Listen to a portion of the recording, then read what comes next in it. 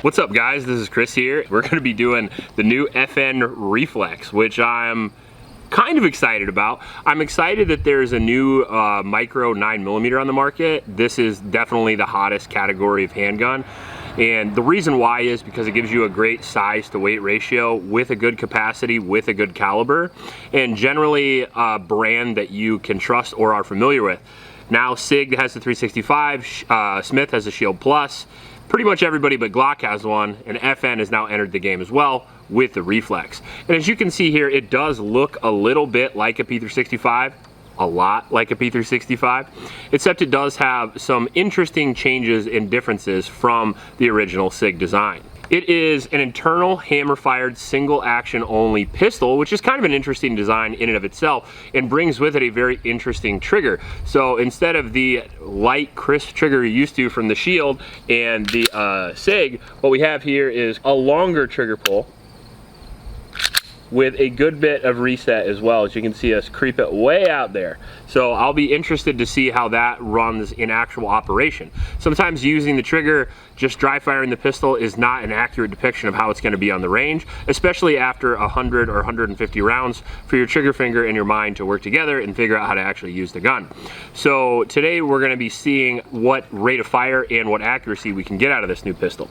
It comes with two magazines, 110 and 115 round, or 11 depending on what state you're in. It is only 18 ounces, making it very, very lightweight by comparison to a lot of pistols at all, let alone pistols of its class. It has the standard 3-inch barrel with a 1 in 10 twist rate, and the trigger pull is 4.5 to 5.5 pounds. Now it does feel very light, even though it is kind of long and spongy, so we'll have to see how that affects the actual use.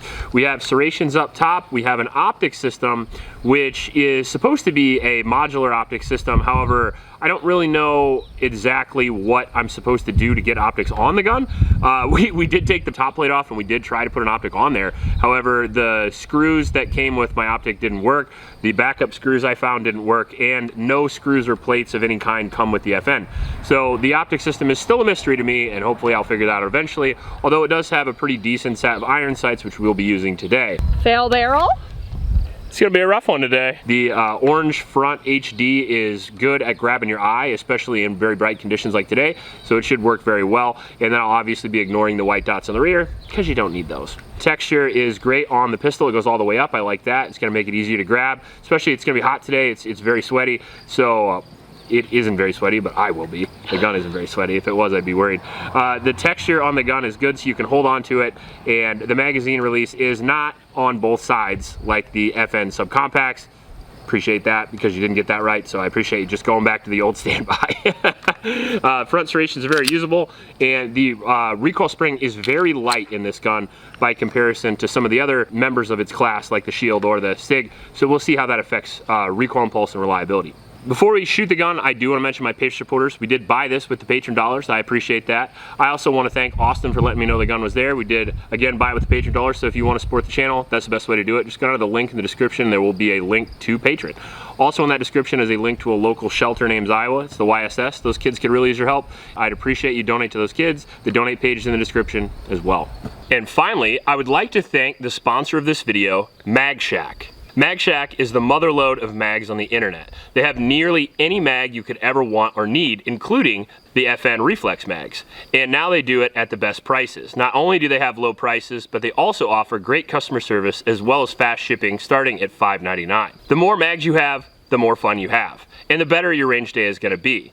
Make sure you give our sponsor, the MagShack, some love. We appreciate them.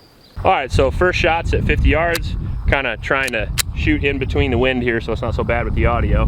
Iron sights at 50 yards with a tiny little gun.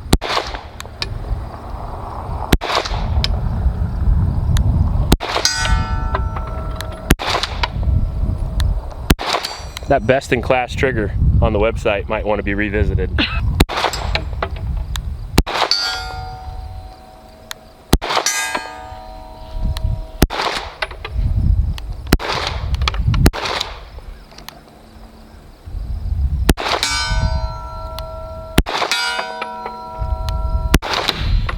Fail barrel? It's gonna be a rough one today.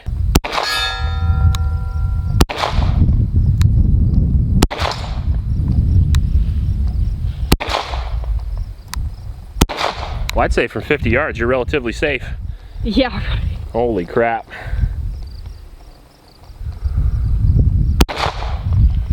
Oh, those feel good. I have no idea where those are going.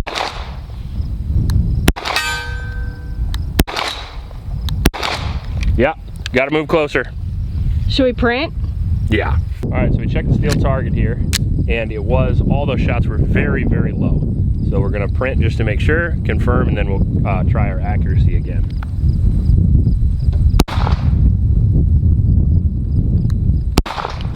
Oh.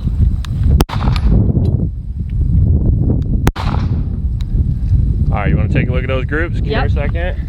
All right, so this is my group here, and usually I don't shoot that poor, but that is a pretty good group considering we're so far low and left. Luckily with iron sights, we can't adjust that. We'll shoot a couple more and we'll confirm.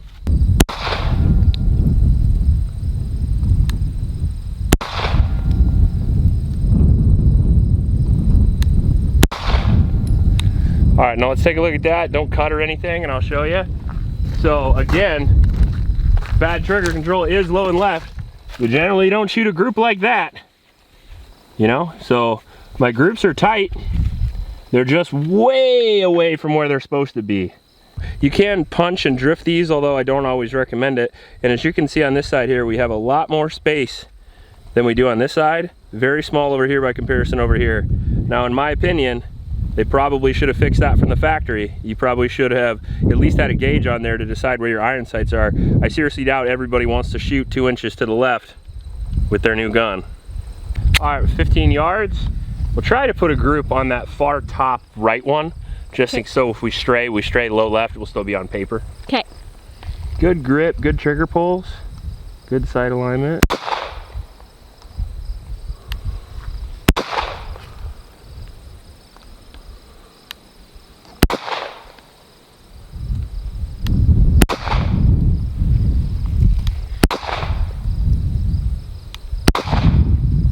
All right, now let's take a look at that group real quick.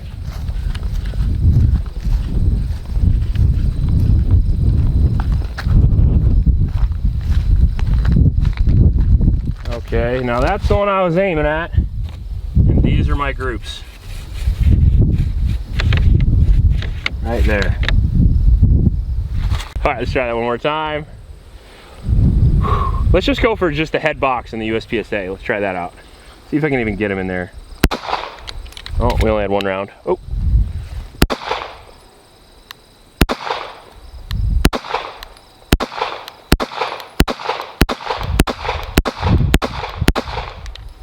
Well.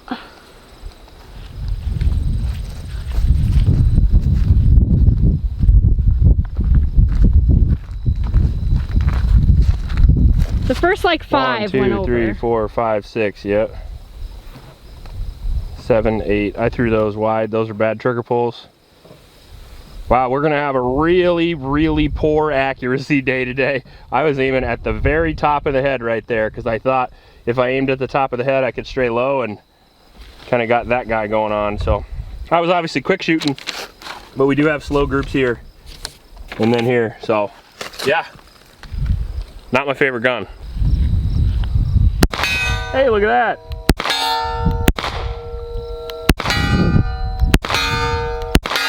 I am aiming 1 foot high and 1 foot to the right of his head. A little higher. There we go.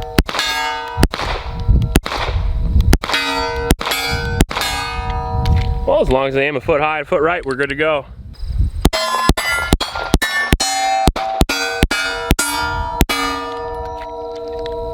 So we're at 7 yards, and we have a new type of ammunition. We're going to use my competition ammunition here and see if that fixes any of the accuracy issues. Now I know our sights drifted a little to the right, which makes sense, but the elevation is an issue that I'm surprised about having with the set of iron sights we have. So we'll try this in the head box, and I'll try to go real slow.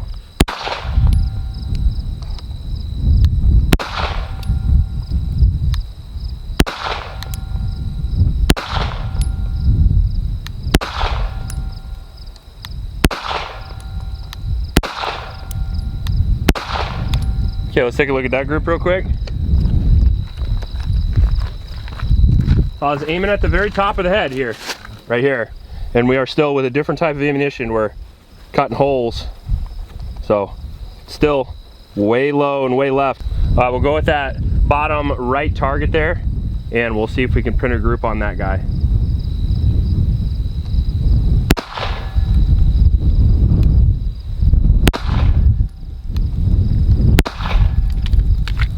Take a look at that group. There you go. This is new. Yeah.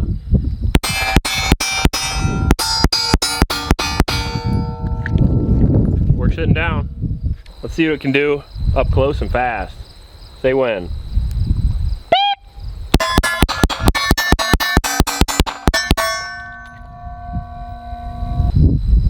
Go.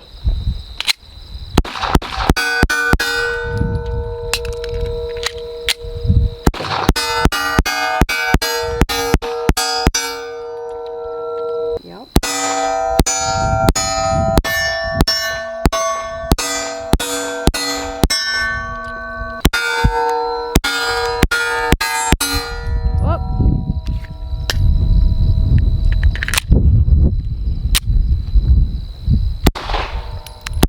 Oh, here I go.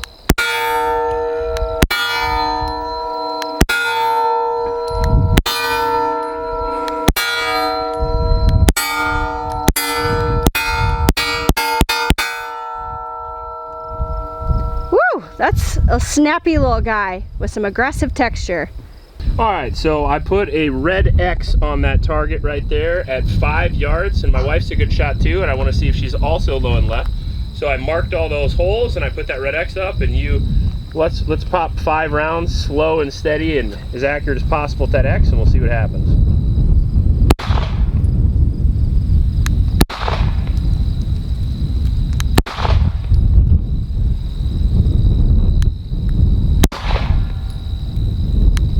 Alright, that's good. Magazine out. Now you guys watch the channel a lot, you know my wife can shoot too. We've got 1 new round right there, 1 new round right there, 1 there, and 1 there. So, same exact pattern as mine. You are. Okay, now that we've determined I'm not that accurate with this. No, you are accurate. It's just I wanted to see if the sights were on.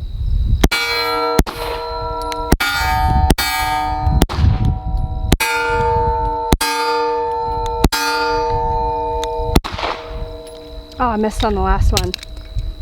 Try aiming a little high and right, and I bet they all go on there. Aim at his right shoulder. Okay.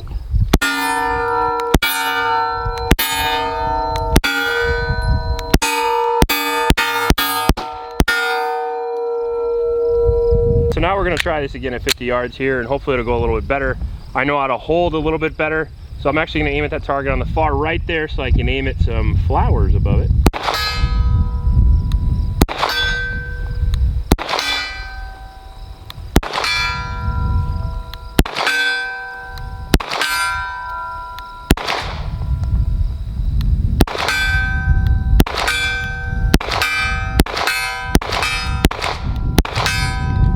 Okay, so if you know where to aim, it works. The gun's an accurate gun.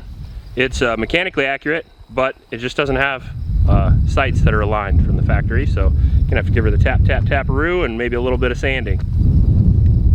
Yep. All right, now I'm really pressing my luck here. 75 yards would be quite a feat.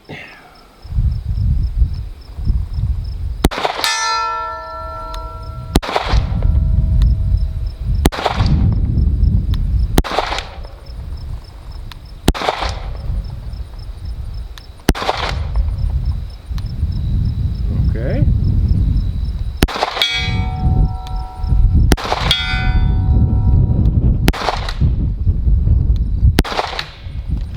I got a bad habit of aiming at the target again and forgetting to aim way up there. So, first impressions were mixed, but I think it's a better gun than maybe it showed on camera. And the reason why I say that is because the issue that we ran into of the sights being off in the factory is not actually that uncommon. It should be, but sadly with today's quality control, it isn't. And you can drift these with punch, which you can do. and you could sand the front sight if you needed to, or sand the rear sight to adjust for elevation, although that is kind of a pain in the ass. The real fix for that obviously is to put an optic on the gun. Now, there's good and bad in that. A, because you'd have to pay for the optic. B, you have to find the screws that fit the optic. And I was trying to use and enclose the EPS carry, and because of that, it takes an adapter plate, and the screws were just not available for this. I didn't have the screws. I checked all the boxes of the EPS carry, none of them would work, so we were just unable to put the optic I want on this gun, which is why we ended up just using the iron sights for the course of review. And some would say, well, why didn't you go inside and adjust them? It's because I can Kentucky windage it for the 150 rounds of the first shots, and I'll obviously change it for the full review. So the next time you see this gun, we'll either have an optic or I will have fixed the sights, and then we can test the accuracy a little better. That being said, with the groups it was shooting, I don't think it has any mechanical accuracy issue. Now, the trigger is good in accuracy. That's kind of the weird part, is it showed poor accuracy, although the trigger I think is good for accuracy. It does have a pretty light pull.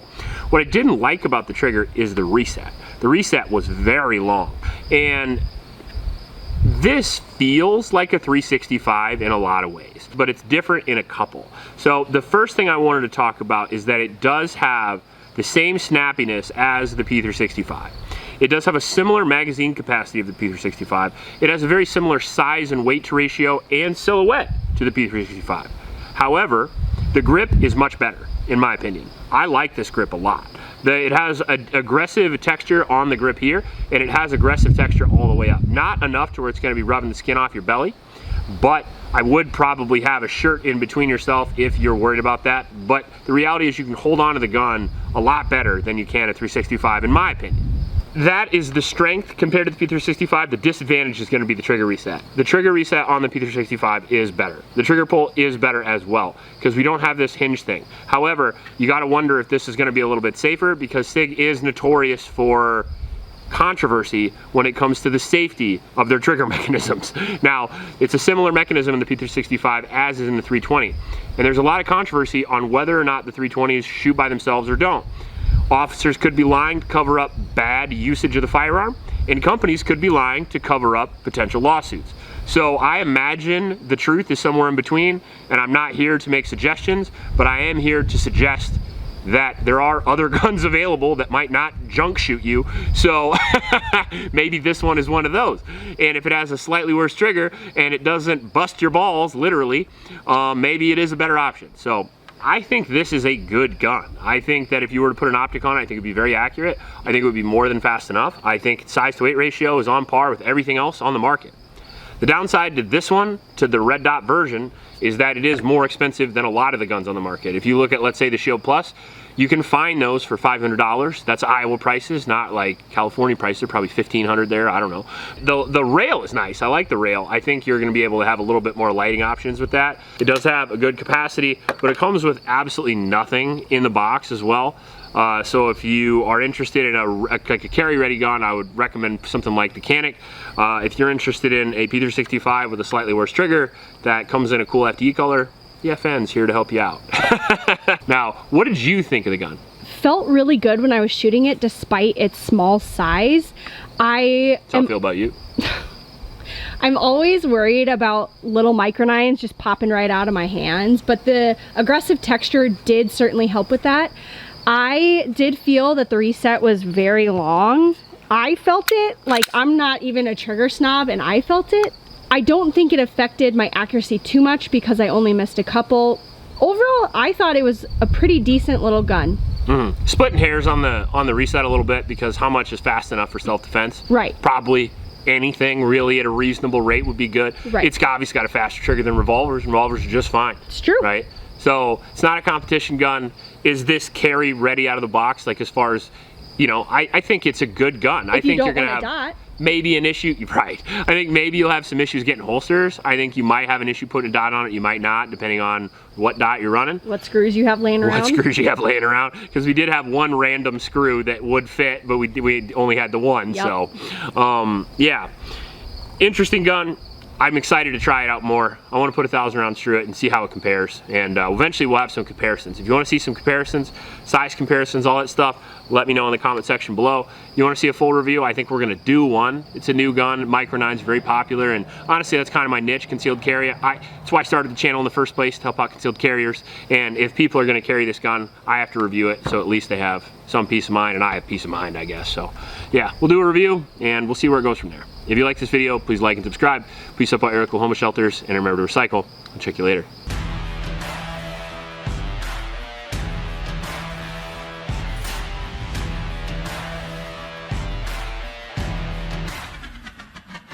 Best in class trigger, that's fucking hilarious. I can't believe they put that on their website. Worst in class trigger is what you meant to write? It's not very good marketing. Sort of like that. optics ready, worst in class trigger, okay ergonomics, cold hammer forged barrel. You got that one right.